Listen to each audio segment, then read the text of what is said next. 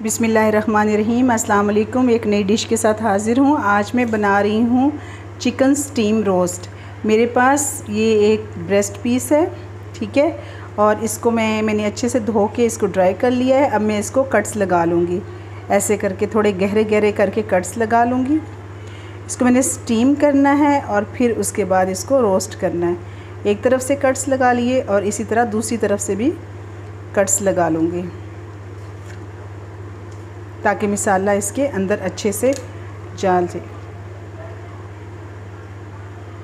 लहसुन, अदरक और सब्ज़ मिर्च को मैंने अच्छे से पीस लिया है। थोड़ा सा पानी मैंने डाला है। अब ये इसका ये देखें सारा वो जो है जूस जो है वो निकल आया है। और असल में मुझे इसी चीज़ की ज़रूरत थी, मतलब डायरेक्ट हम लहसुन, अदरक और सब्ज़ मिर्च इसमें नहीं डालेंगे, बल्कि इनका पानी निकाल के डालेंगे। ऐसे इसको सारा मैं स्टेन कर लूँगी।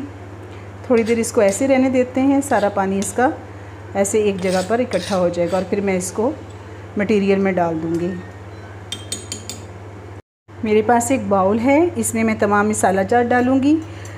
सबसे पहले 1 टीस्पून ज़ीरा है मेरे पास, 1 टीस्पून साबित धनिया पिसा हुआ, 1 टीस्पून चाट मसाला, 1 टीस्पून गरम मसाला और 1 टीस्पून सुर्ख मिर्च और 1 टीस्पून काली मिर्च मौजूद है। बिस्मिल्लाहिर्रहमानिर्रहीम। इसको मैं डाल दूँगी।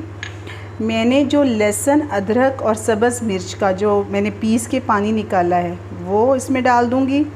उसके बाद मेरे पास लेमन रस है 1.5 टेबलस्पून, वो मैं डाल दूँगी।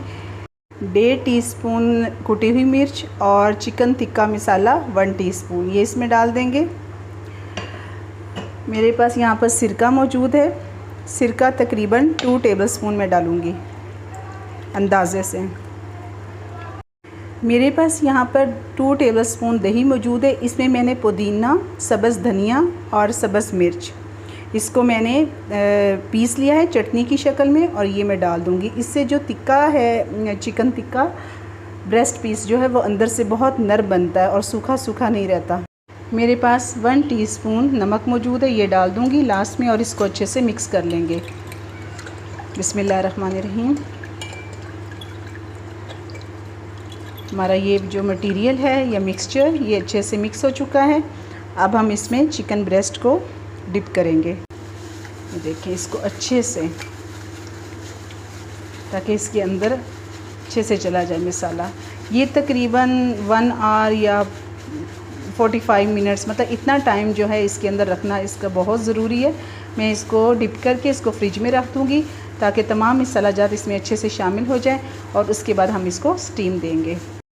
जी, तो अब स्टीम करने की बारी है। मैं आपको बहुत ही सादा और आसान तरीका बताने जा रही हूँ। मतलब हर घर में स्टीमर नहीं होता, तो मैं तो अपने घर में जिस तरह से स्टीम करती हूँ मैं आपको वो बता रही हूँ। एक देचकी को हमने गर्म किया है और इसमें हल्का सा घी ऐड कर दिया। बिस्मिल्लाहिर्रहमानिर्रहीम। बस थोड़ा सा 1 टेबलस्पून या 1.5 टेबलस्पून, इससे ज़्यादा नहीं, हमने डाल दिया। अब चूँकि ये गर्म है तो इस स्टेज पर मैं इसमें जो हमने अपना पीस मैरिनेट करके रखा था वो हम डाल देंगे। बिस्मिल्लाहिर्रहमानिर्रहीम। हाँ, क्या प्यारी आवाज़ आई है। अच्छा जी, अब ये पीस डालने के बाद थोड़ी सी आंच को हमने दरमियाना करना है और लिड को बंद कर देना है। लिड को बंद करने के पास मैंने कुछ आटा बना के रखा हुआ है, थोड़ा सख्त सख्त, और उसको वो साइडों पे लगा देना ताकि ये स्टीम में पक जाए ऐसे, ताकि स्टीम जो है वो बाहर ना निकले। बस ऐसे चारों तरफ हल्का हल्का लगा दूँगी।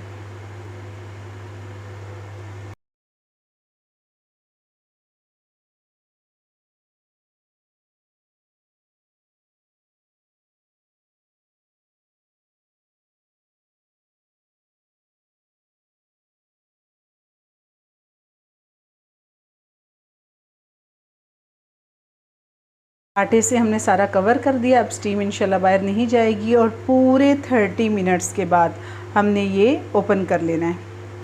अब हम इसको 30 मिनट्स के लिए ऐसे ही छोड़ देते हैं। आंच को हमने ना तेज़ करना है ना दरमियानी करना है, बिल्कुल हल्की से थोड़ा सा ऊपर रखना है। हमारा जो चिकन पीस था वो स्टीम हो चुका है, 30 मिनट्स गुज़र चुके हैं। अब हम इसको ओपन करेंगे। ये सारा आटा जो है वो हम उतार लेंगे, बड़ा इजीली ये उतर जाता है। पास گرلڈ پین ہے، اگر آپ کے پاس نہیں ہے تو آپ اپنے فرائی پین میں بھی یہ کام کر سکتے ہیں۔ ہم نے گھی لگایا برش کے ساتھ اور اس کے اندر ہم نے اپنا پیس رکھ دیا، اپنا چکن پیس۔ سبحان اللہ۔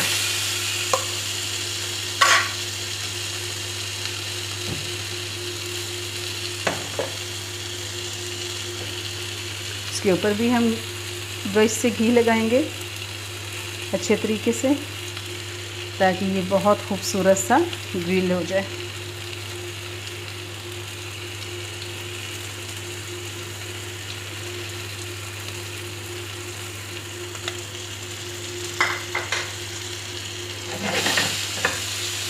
سائڈ کو ہم نے چینج کیا ہے، اب اس طرف بھی برش سے گھی لگائیں گے۔ سبحان اللہ، دیکھیں کتنا پیارا کک ہو گیا، کتنا پیارا کلر آیا ہے۔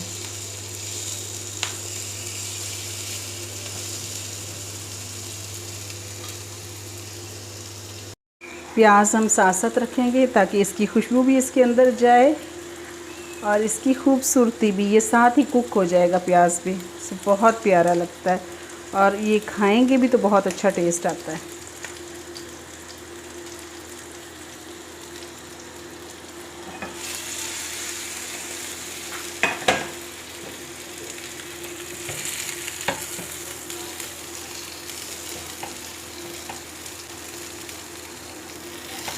سبحان اللہ، سبحان اللہ، اتنا پیارا کلر آیا ہے۔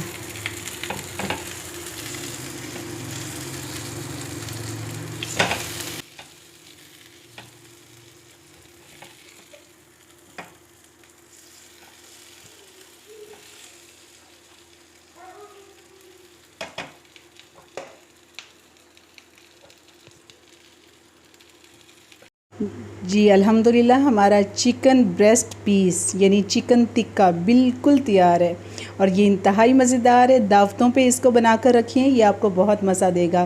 مجھے امید ہے آج کی ڈش آپ کو بہت پسند آئی ہوگی۔ آپ ویڈیو کو لائک کریں اور سبسکرائب کا بٹن پریس کر دیجئے اور ملتے رہیے کوکنگ کریز وتھ سمینہ کے ساتھ۔ اللہ حافظ۔